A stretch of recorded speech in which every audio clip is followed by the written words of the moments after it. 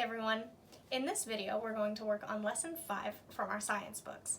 For this lesson, you're going to need your bodies of water cards, your saltwater and freshwater vocabulary cards, your map of North America from this lesson, green Play-Doh, blue paper, push pins, and something that you can push the push pins into, like an old phone book, an old coloring book, or something like that.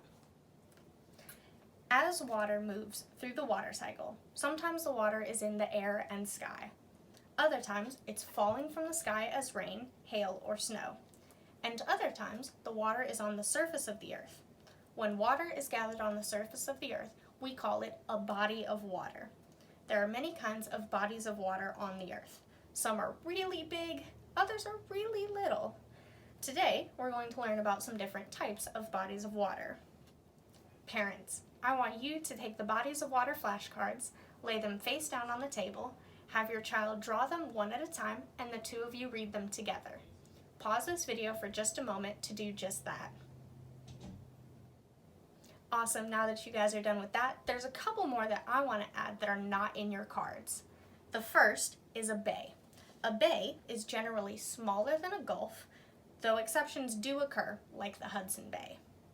Next is a wetland. A wetland is also known as a swamp or a marsh. And last is a sea. A few extremely large lakes have also been given the name of sea.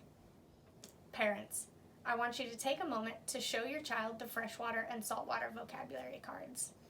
As I read this next paragraph, I want the two of you to sort the cards into the corresponding category, freshwater or saltwater. Take a moment to explain those now. Some bodies of water on Earth are saltwater and some are freshwater. Saltwater bodies of water include oceans and seas. In fact, 97% of all the water on Earth is saltwater. That leaves only 3% of the water on the Earth as freshwater. Freshwater bodies of water include ponds, rivers, streams, and wetlands. Almost all lakes are freshwater. However, there are some lakes that are saltwater lakes. For example, the Great Salt Lake. It's got salt in its name, so that's a little giveaway. Bays and gulfs are generally considered saltwater bodies of water.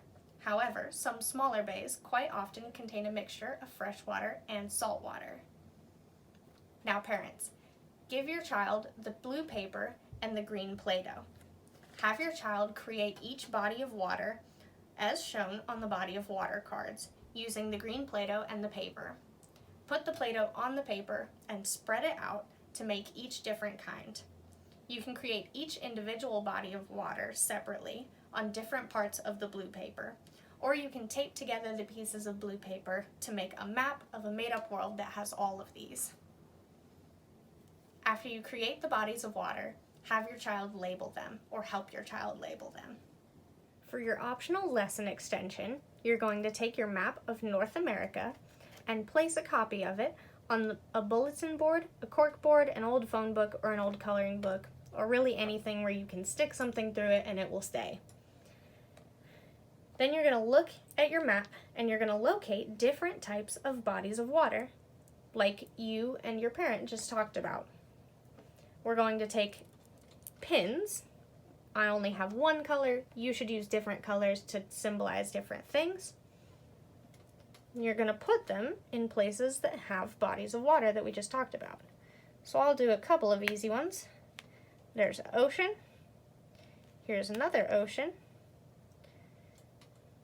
And here is a sea. So I'm going to put mine there. And I want you guys to find more of them.